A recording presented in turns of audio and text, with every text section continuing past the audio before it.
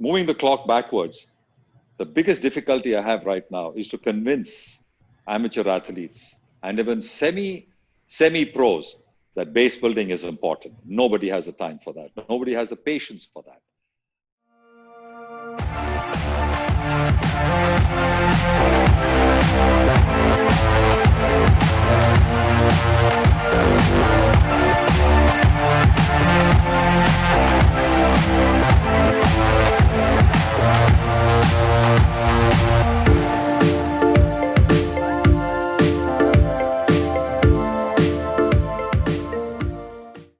So, ladies and gentlemen, please welcome Mr. Srinath Rajam.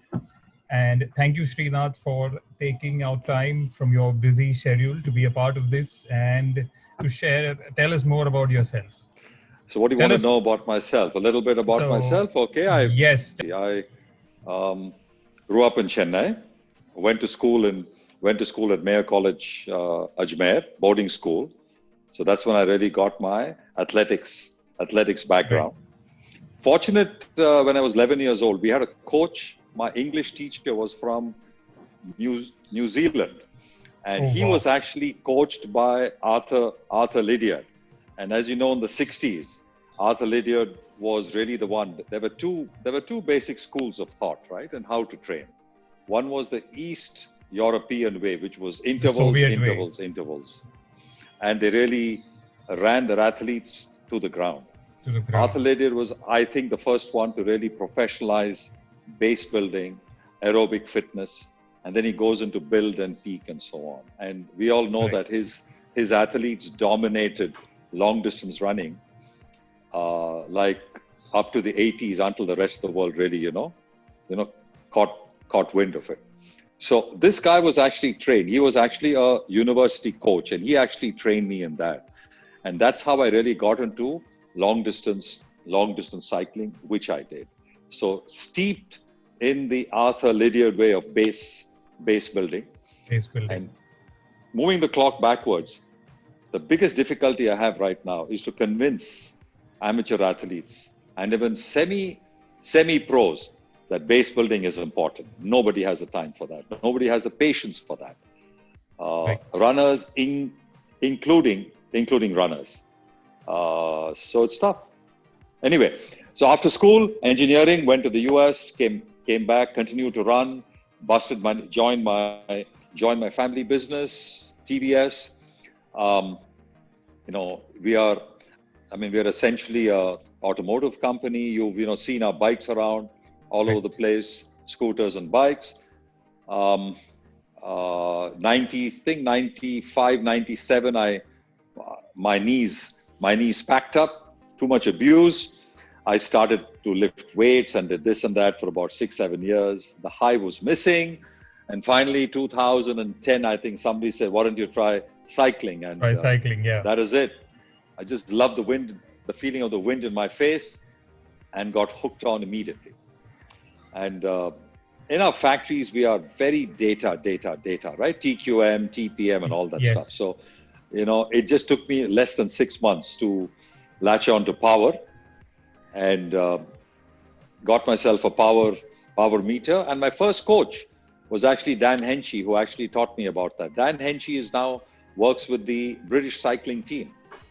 And he was the one who actually, taught me about that. And pretty soon it went from Dan Henchy to Tim Cusick, and I worked with maybe more like 7-8 world-class guys.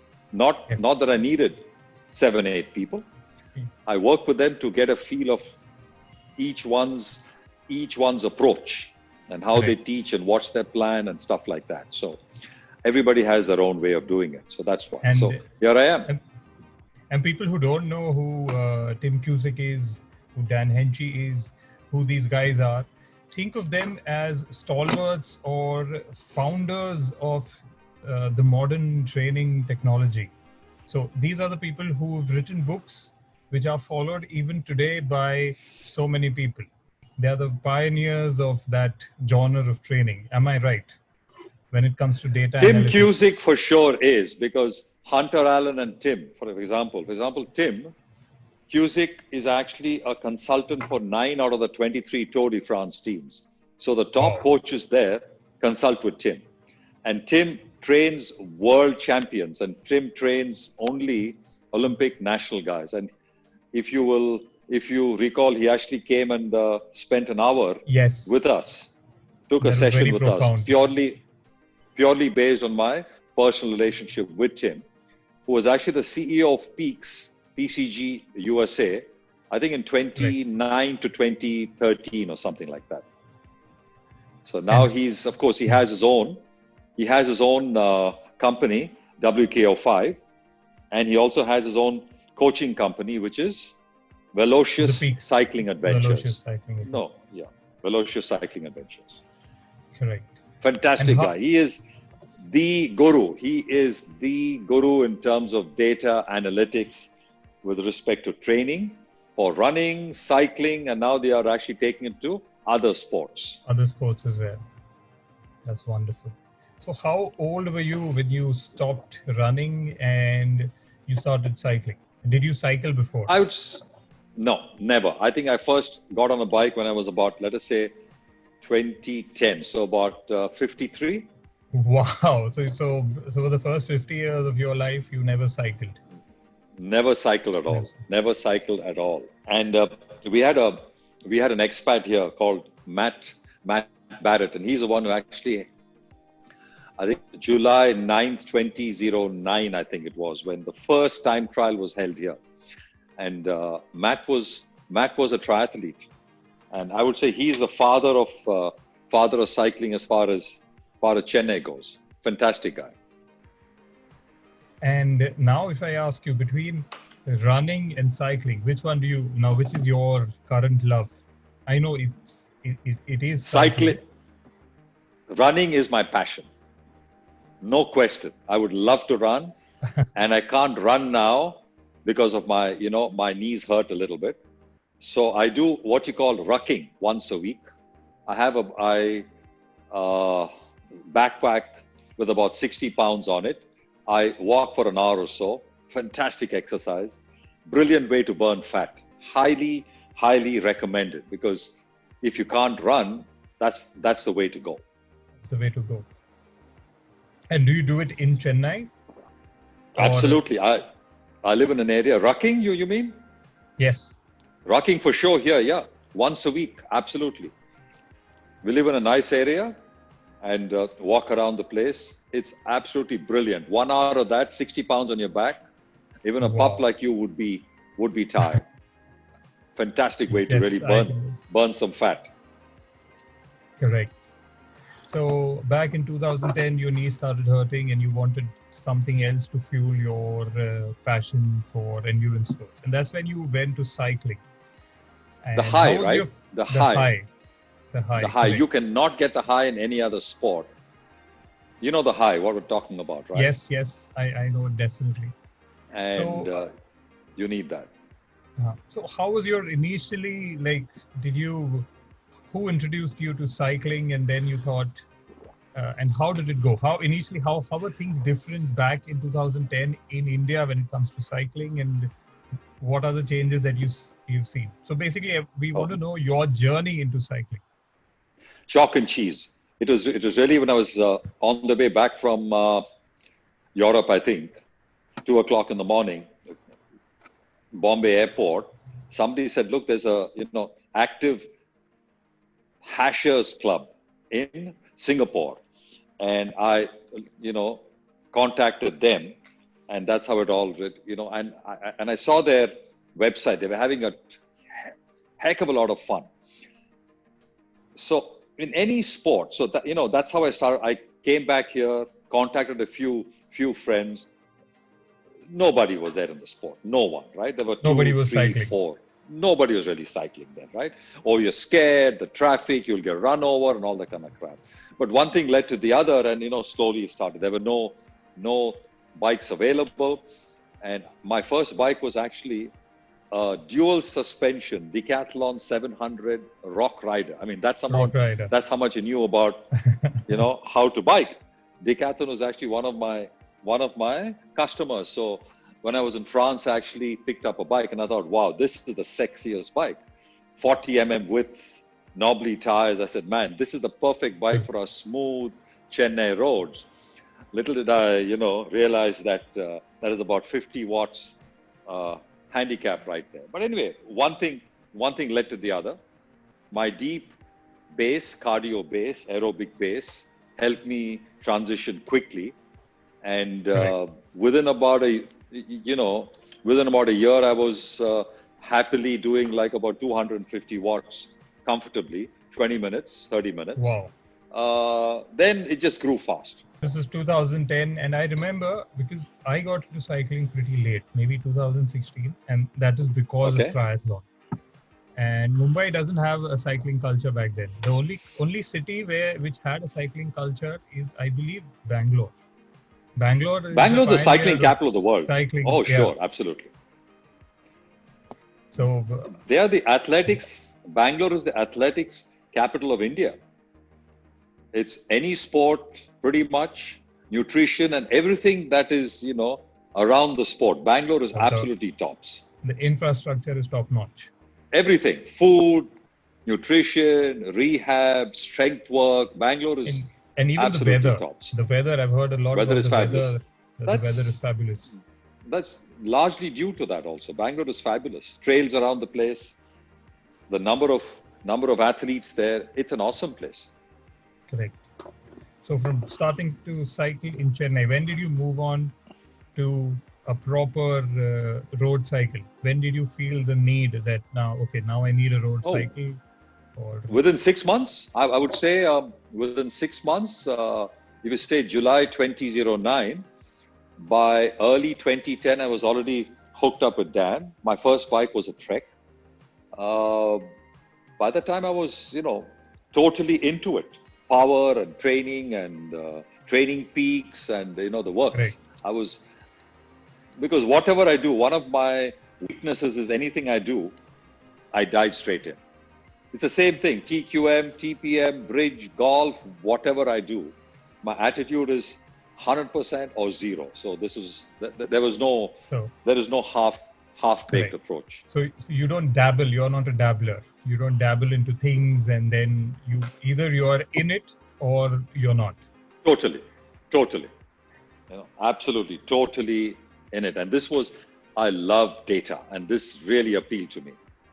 Yes. Once you start training with power, and you see those graphs, you see those numbers, and you can correlate to, okay, this is the time this flyover was really steep. This effort really tired me out, and then you can see those graphs on your Totally. screen. It's a something. And I'm a chartered Motivating accountant. as hell.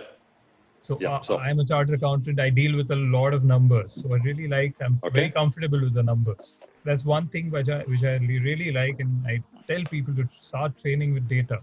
If not power, maybe power meters are still expensive, but if not power, at least start with the heart rate monitor. Look at your the graph after you ride.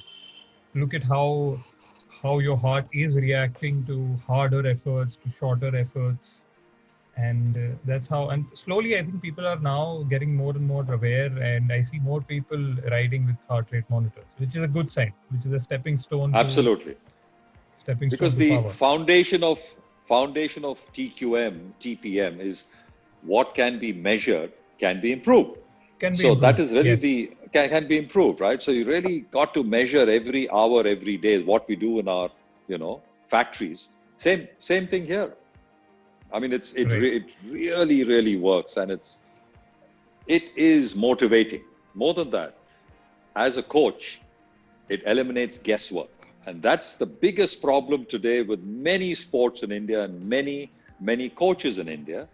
They're still guessing. Maybe 10 years before, people were guessing how hard this workout was. And now people know exactly how hard the workout is. And now people are guessing, okay, I know it was this hard. Now I'm just guessing what was the physiological effect this workout had on this athlete. So we're still moving in the right direction, but we are still, there is a lot of Abhishek, scope for athletes improvement. want to know now today, right? They don't want to just, close their eyes and say the coach says go out and ride 10 miles. They want to know why. What does it Why? do for me? So you need to analyze. There is an input dose, there is an output.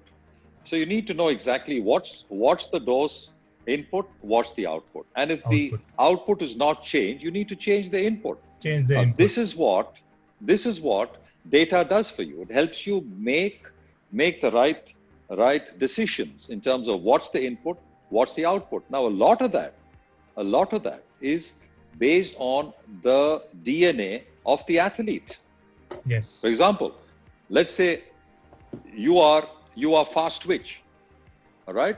In 4 weeks, you'll get bored with base. Correct. You will just not respond to base. But for me, I can do base for 8 weeks. I'll be growing and growing and growing. So you need to look at that. Polarized training, for example. Polarized training. You just have to function based on each athlete's DNA. You cannot do cookie cutter approach, which is what a lot of the coaches do here in India. If you're an athlete who's untrained, any kind of training will give results. So that doesn't mean For the that first coach 2 is doing years, the yeah. right- Yes, for the first 2 years, For the first 2 years, yeah. Anything, yeah. anything you Correct. do, because your body is smarter than you are. So if you Absolutely. put any kind of training stress to an untrained body and give it time, it will grow. But the problem Absolutely. starts when you start plateauing. That is when you understand that, okay, you're not improving. And then the coach tries to do the same thing again and again and expecting different results. So this is that plateauing stage is somewhere I feel a lot of coaches are. Even I am sometimes, where I really need to rethink. Yeah, you need to Yeah, delve deep. You need to really go behind the numbers. You need to really, understand why this happens. And really for that, data analytics is the only way is the only forward. way. It takes time, but you have to really be patient about it. But once you learn that, your success rate improves dramatically. Correct. WKO5 is one, you know, GC is one. There are many apps out there, but whatever it is, use data and use a lot of it. It helps. Correct. So you started cycling in 2010. What was your initial experiences cycling in India? And because you've cycled definitely all over the world. So what is the difference that you felt cycling here in Chennai, cycling in Bangalore? God forbid if you ever had a chance to cycle in Mumbai. What were your experiences cycling in India versus cycling abroad? See, the first thing is when I started, I found out that there was such a huge gap. A gap is not just cycling, the way you train, nutrition, off the bike, everything. There's such a massive gap between what we do here in India and what we do outside India. So I said, okay, the best way I can serve the community is to close this gap. So I spent the first 4 to 5 years trying to really, from camps, organizing camps, organizing pro teams, starting pro teams. I said, let me bring in every single knowledge base and process, world-class process, which exists for 20 years in the West, but is zero here in India. So we need to close the gap.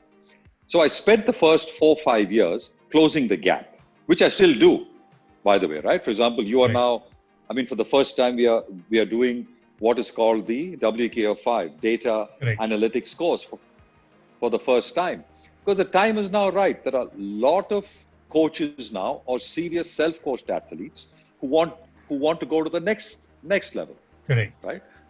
Amateurs by profession, but professionals in terms of how you think.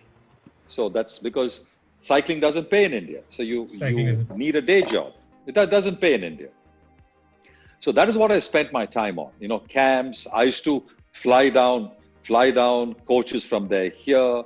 We had all the pro teams trained by, coaches. I got them power meters, set up, nutrition, the works, complete the overall package, right? Manager, the whole thing.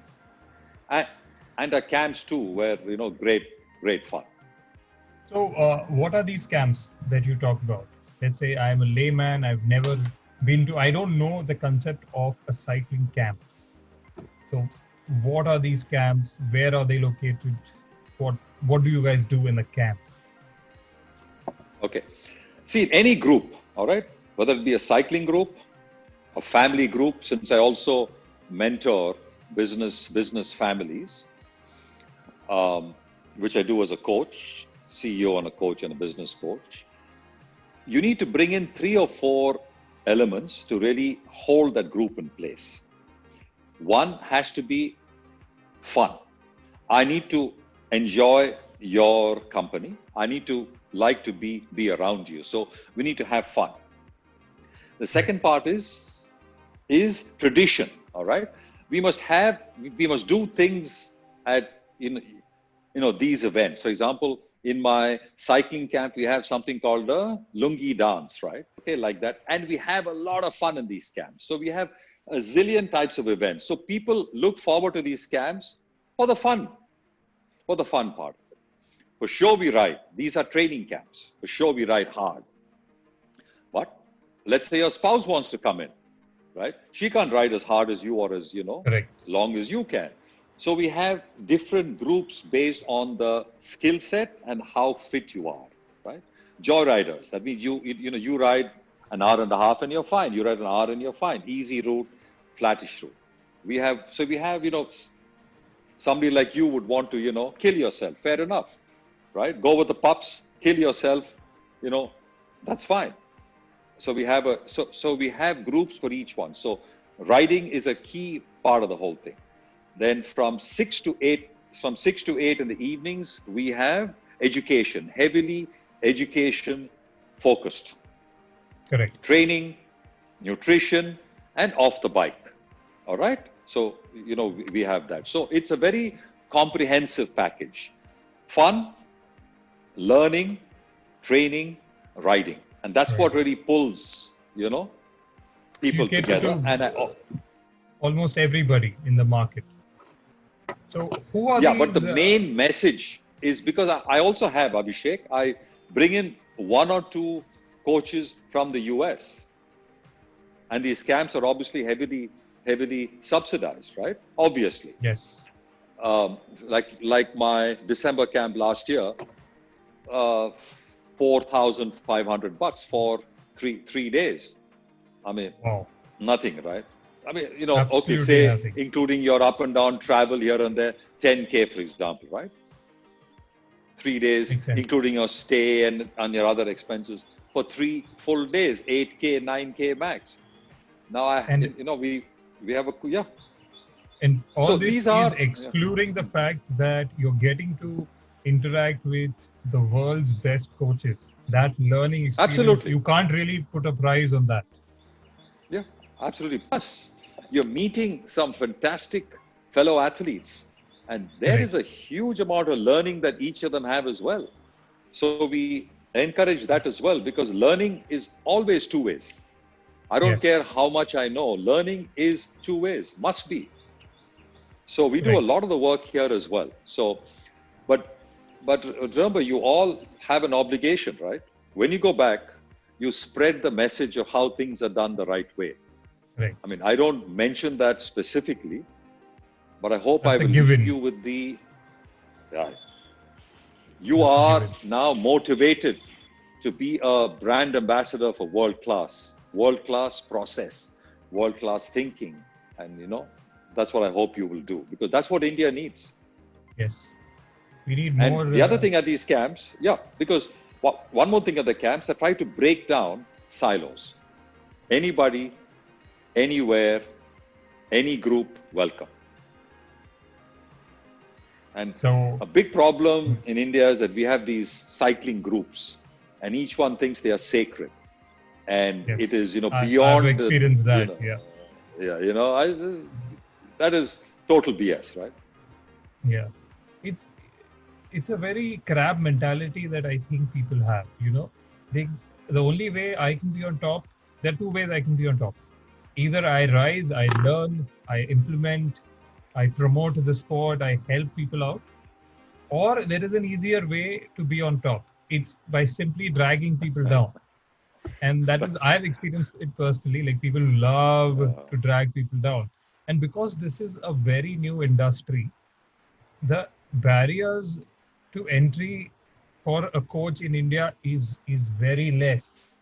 For example, in the amateur triathlon community, if you finish the Ironman, people look up to you and say, you know what, you my you're a friend, coach, yes, please help me out.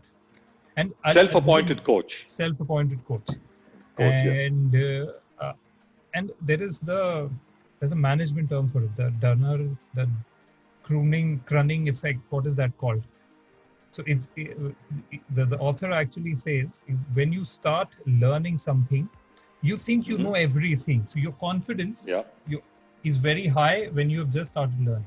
Then you start to learn some more, and then you understand. The more you learn, the more you know that you don't know this. So that is something absolutely. which happens, and a lot of people don't want to learn, and they feel like, okay, I finished the race. I think now I am absolutely there. I can coach people. So this is the drawback that I see, and hopefully, I think with now because we have access to internet, we meet more foreign athletes. So now people are starting to realize that okay, there is so much more to the sport than just finishing that distance. Because even back in Mumbai, I have so many people who still want to do their intervals based on speed, who still want to ride based on speed. They still use speed as the benchmark for measuring Yep. intensity, which is absolutely absurd. So, and yeah, I want to tell the viewers this is how I met Srinath. There was this Facebook group called as Bike Zone Reborn. It was supposed to be, it was a Bangalore-based group once upon a time. And then they made the group again. One of my Facebook friends added me to that, and the quality of discussions that happened was very intriguing. And one day I found his message that I'm starting this so and so workshop for people who train with power, people who want to be coaches or are coaches, to understand the topic more. And that's when I said, okay, I think I should do this because definitely I have read enough to understand that there is so much more to the subject. And that's where I messaged Srinath saying, "Hi, I just want to join that." And I have been training with Power for around 2 years. I conduct cycling workshops, and I know this topic. Please let me in. And that's when he added me. And initial, I think it's been 10 sessions are over, and even after 10 sessions, I can say, wow, there is so much more to Power than we all know. So definitely learning shouldn't stop. Correct. Am I right? Absolutely. So now moving on to these are the best practices, and you even um, started professional teams like pro teams. So Correct. what are pro teams? Like do we have this concept in India? Do we have professional cyclists, like people who are paid to for for the viewers? Anybody who is paid to just ride their bikes is a professional cyclist. Anybody who rides well, who is able to generate a lot of power on the bike, but does it as a passion, has a full day job, is is at the most an elite amateur. He's not a professional. So, what is the professional cycling scenario in India? What do you think about it, and how was your experience trying to develop it? Road cycling in India never has a future because there's no way we can actually block off roads. There's no way we can. I mean, that's not going to happen, right? Correct. While I did start the first road team, which is the Trek Firefox team, supported by Trek and Firefox at that time in 2012, who were the dealers for India. We had two teams, junior team and the senior team, and I was actually paying a stipend and supporting them. Basically, the only people in India whom I know now who support cycling are the services, right? Railways, The railways. services. They're the only people who employ people to cycle. Correct. Now, I need to give credit to the CFI because they figured out very early that there's only one discipline of cycling where India has scope to excel, and that is track. Track. Okay, because it was like road, no chance. Time No trial, chance. no chance. No chance. Downhill, no chance, right? So it just left track. Okay, what do we do with track now? And they seem to have hit upon a winning formula because track is really the future for a lot of cycling all over the world because of, you cannot block off roads. It's just not going to happen. The culture in France or Italy does not exist anywhere else in the world. Correct. So track is going to be really take over. And the part about track is your wife and your spouse and your kids, everybody can go there. So track is really the future here. But I don't know track. I don't like track. I don't like to go round and round. But each his own. But CFI seem to be doing a great job at track. So more tracks, velodromes need to be built. And you don't have to be closed. They can be shorter, You have the open air. Yeah. And That's the future of And- competitive cycling in India. But pro teams coming in, companies, there's no money in the sport. there's Even no in the money in US, sport. anywhere in the world, Yes. in the world, there is no money in cycling. Everybody's scraping the bottom of the barrel. You may have a Yes. Lance Armstrong types, but that's very, very rare. Very rare. So And- pretty much they are scraping the bottom of the barrel. So how was your Not gonna experience happen. with the Trek team? It was just fun, all right? It was just fun. It was great, great fun. What I enjoyed the best was taking a bunch of kids. For example, Rahul Singh, who later became, I think in 2018, I think he's champion. the for national example. road champion. Yeah. Road champion. He was in my junior team, for example. So a lot of these guys have gone through the team, through my teams. So what I enjoyed the most is taking these young kids, exposing them to, how to do it right, and then, watching them grow. And I'm in touch with all these guys even now. They've married, some of them. You're talking about 2012 to now, right? So Correct. wonderful kids, fantastic kids, great work ethic. Really appreciated the break in life that I actually, gave them. Some of them, thanks to the work, the inputs and support, broke into got a job with the railways, which is a big deal. Which is a big deal for them, right? Of course, once they got the job, in about a year's time, that is it, right? But it's okay. I mean, okay. It's fine. Yeah, I mean, they came from nowhere, so that is fun. But the teams didn't go anywhere because there is no road racing in India. Just none. It just doesn't exist. Time trials to a certain extent, yes, but it's very local. Road racing is not going to happen. Yeah. And I've been reading and following Naveen John for I think a few years now, and he happens to visit Belgium every year for 2 months to race and train, to race specifically, because that's what he tells, that in a season of maybe 75 days, there are 70 races. So he can actually race 3 days a week. And without racing, you can't really develop. You can't just keep on training. You cannot. Because a race scenario, you can't train for a race scenario outside the race. You cannot. It's a huge difference.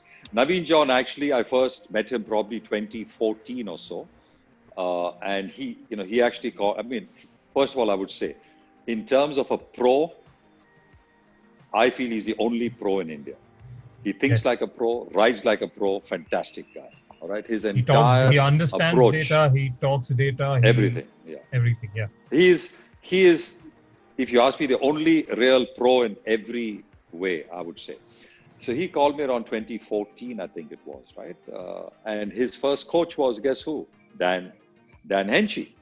Oh, okay. He was Dan Henchey, and actually, put him on to Dan. Naveen John. Then I recommended David Hetley, and he actually went to Australia, whom I David knew Hetley is cycling cycling. in form. Correct. So he went there, and he actually rode for a pro team there. And then the Australians and the sponsor said you can only employ locals. So he Locals. had to quit, unfortunately. His entire stint with Belgium was fabulous, to take young kids from here, expose them to the entire racing scene. But it is an amazing thing, right? And a lot of us supported him as well in a small way. But what he has done for Indian sport, for cycling, massive, It's absolutely massive. tremendous. He's an awesome guy, right? Unfortunately, amateur sport is full of dopers. Locals. So you either join them or you don't. And I think Naveen is clean, totally clean. So he knows that he's not going to win, which is fine. I mean, it's Correct. okay. But they are full of dopers. And Amateur sport is never done, right? It's each his own. They just want to win and they harm themselves. This is fine. so, can you tell us more about what is your typical day like? Because I was very surprised that anything we have a separate group where we discuss whatever we learn from the workshop, and of course, Srinath is a part of it. So, if there is any comment, if there is any query, if I post any of my other videos, within 10 minutes he reads the message, he gives me a call and he says, "Nice job, but this is what you need to do," and we talk a lot, and then that makes me wonder how are you managing your time? So, what is your typical day like? How do you manage? How do you run a motorcycle company, which happens to be a very big company in India? I don't run And that, by the way. okay, I don't run the company. First of all, we have people to actually, run the show, correct, but it's actually an uncle of mine who actually runs that day-to-day hands-on. But being on the main board, there are other things which I do. But fundamentally, let's talk post. I mean, let's talk post 24th of March. I think that's more relevant right now because correct. that's going to be, Post the I think, lockdown, a yeah, permanent way of life. Yeah, because I don't think we're going to go back to the old way. Fundamentally, it's a boon for anybody wanting to get fit. Right? Mornings, I'm up by a typical day would be wake up at 4 o'clock, 4:15. That's my normal time. mm, Depending on the mood, an hour and a half to about 2 hours would be 90% of my time when I bike. Couple of days a week longer than that. 4 days a week, 5 days a week, but a lot of it indoors as well. My work is then 8:15 is yoga, just to generally loosen up. It's very important that many athletes neglect the rebalancing of the body via stretching and strengthening. It's just not, you just don't, you just not can't stretch. You need to also strengthen both. So I emphasize that a lot and I teach it a lot that you need to strengthen certain parts and you need to correct. stretch certain parts. For example, the most underworked or the weakest muscle which causes a lot of pain to a lot of people is your glute medius. It stabilizes the hips, stabilizes the knees. It is a very, it's a very critical muscle. Runners, cyclists just don't pay attention to the Pay glute attention. medius, the side and the rear, for example. So I specialize in that as well to rebalance the body because you want to be injury free. So once that is done, more or less from 10 to 1 o'clock is work calls and now Zoom and work calls and all that kind of stuff. So by 1:32, pretty much most of my work is done. I mean, if I have at my age more than 3 hours work a day, something is wrong. So I think that's That's fine. right. I might do an occasional interview in the afternoon and so on, but that's about done. Twice a week I do strength work, heavy strength work, which I think is compound movements, heavy work. Correct. And evening after 6 is for an hour and a half is my time for bridge, and then 8 o'clock family time. So I teach bridge, and I also play a lot of bridge, tournament bridge, reading. So that's pretty much a typical day for me. And now every day is almost the same. So Yeah. absolutely loving it. And what bike do you ride at the moment? How many bikes do you have?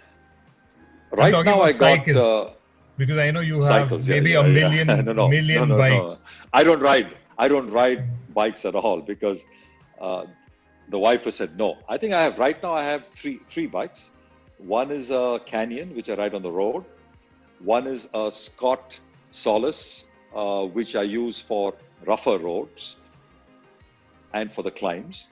The third bike is indoors. It's fixed permanently, Lepier or something like that, because simple bike, steel frame, because you want to jump up and down on the seat and Correct. all that kind of stuff. So I have three bikes, set based on where I go. It's fine.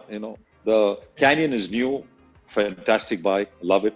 And what is the indoor trainer? What trainer do you ride? It's a Tax Neo Smart. Neosmart. Yeah. So Yeah. I got I have a nice uh, you know RGT and your Swift and all that kind of stuff in there. RGT is awesome for the visuals. It's really nice. It's Helps nice. you pass Yeah. the time. But my best friend indoors is Netflix. It's Has to be. Netflix. That is Has even to be. something which I believe. Yeah, Netflix is the best. The only time It I has to see be. Netflix is when I'm cycling. Absolutely. There's no other way to pass time. You just got to have that. That's That is what it lovely. is. And there are at least about an hour a day where I have calls. It can be CEOs, families, uh, you know, mentoring, coaching, nutrition as well as takes up at least half an hour a day of my time. People want to Great. know how to lose fat, how to lose weight, a lot of stuff on that. So that takes up a lot of my time as well. So uh, anything which has to do with growth, improvement, love to be love to be involved. But I think the key takeaway from this interview is that the CEO of TVS Motors does not own a No, bicycle, no, I'm not the does CEO of not TVS own a Motors. Hello. motorbike. No, no, So, no, no. I'm not the CEO of TVS Motors.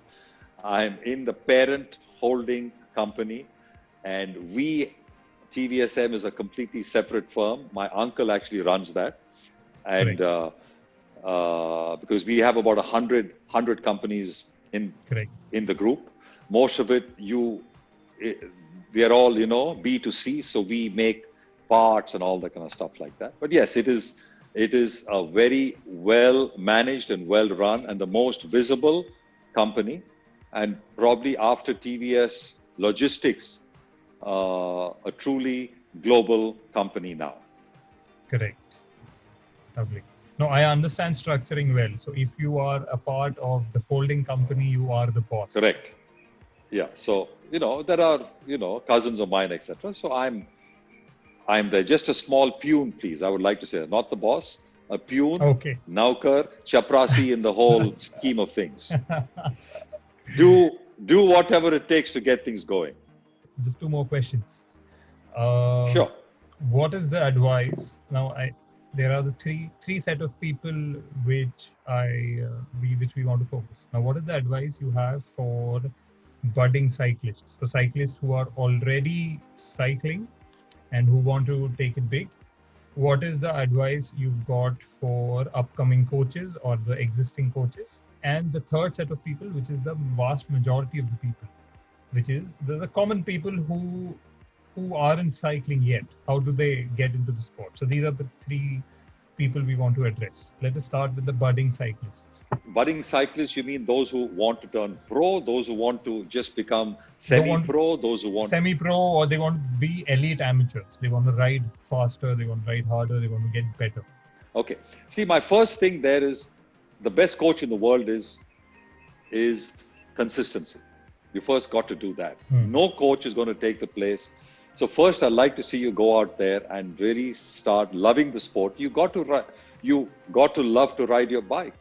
So the motivation and the consistency needs to be there first of all. So make sure you're very, very clear about that. Unless that is established, forget it. And if you like the sport, do something else. Like you want to be a coach, fair enough.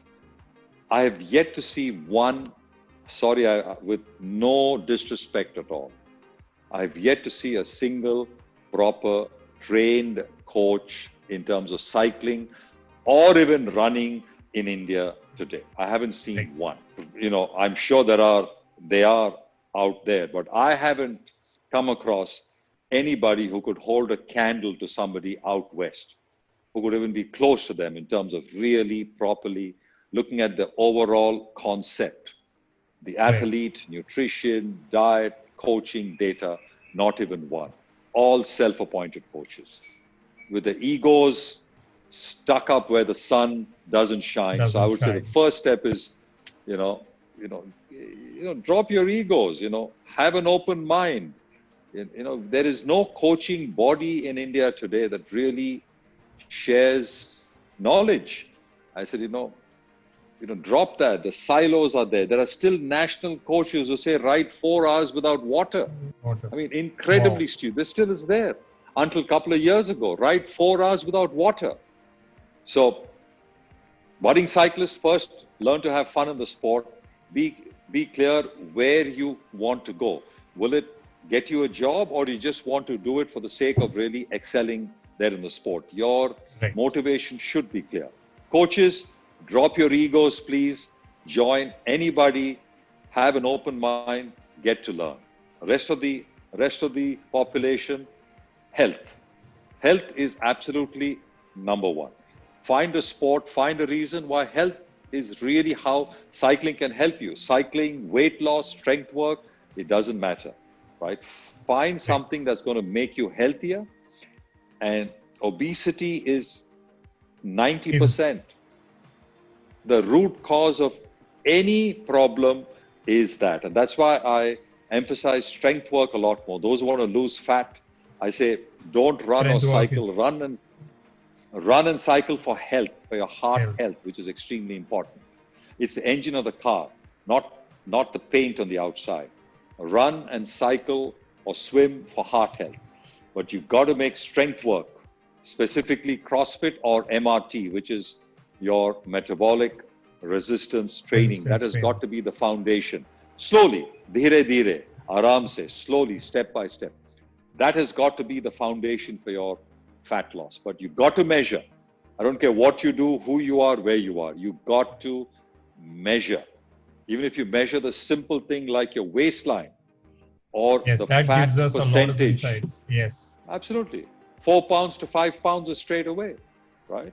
So measure, and that motivates you. But most important is you got to have fun in what you're doing. You got to enjoy what you're doing, because ultimately, if you like it and you lose weight, it improves your self-esteem, and Yes. that's makes you feel Feel good about good. yourself and And the if you want to quality of suffer, life. and if you like to suffer, yep. And if you really like to, really you like pain, you want to suffer, come to my camps. On your camps. So this takes me to the final segment of the interview. How can Yeah. somebody reach out to you? Do you How can somebody reach out reach to me? out to Well, you? Let's my say they see the interview my and they want to have a further chat with you, or they want to text you, or they want to reach out to you, ask you questions. How can they do that? well, first step is they have to go through my exclusive agent, and he will actually shortlist them. And Okay. that guy is you. No, I'm just kidding. I Yeah. am very Please feel open. free to write to me. Subscribe to the channel. Yeah. Subscribe to the channel. Make me rich. No, I am actually very open, and I am very approachable as well. I would say most of the people who actually contact me come through Facebook, which is the best, or Right. WhatsApp. But Facebook is easy. Just send me a message there, and I will end with one thing. Okay, let's take a subject of fat loss. Today, I work with at least about 30 to 40 people today who want Right. who I mentor in terms of fat loss. Out of 10 people who come to me, I give them a test and I say for 3 days, just 3 days, Just 3 days. you note down every single thing you eat or drink that goes into your mouth. You Correct. pick up an app. Can be My Fitness Pal, Lose It, you pick whatever you Calorie want. counter. 3 days, anything. 3 days. Send it to me. Out of the 10 people, 2 get back to me. The other 8 don't. They don't have they want to lose weight, but they don't have the discipline to even note down what they eat. But Right. out of those 2 who get back to me, 9 out of the 10, 95% lose weight, Wow. proper weight. So this saves me a lot of time. So when I work with somebody, Yes. I don't charge a fee, but my fee is if you don't improve, I will drop you. Correct. So remember this test. If you want to, whether it be a vegan diet, a zone diet, plant-based diet, paleo diet, I've tried them all. I've tried every single one of them. And I can share personal experiences. I'm not a doctor, but I can share personal experiences why one works and why the other will not work. That is absolutely right. So thanks a lot, Srinath. And this has been a very insightful conversation. Hello. My commission dena, boss. Yes. Nimbu pani vejiye, please.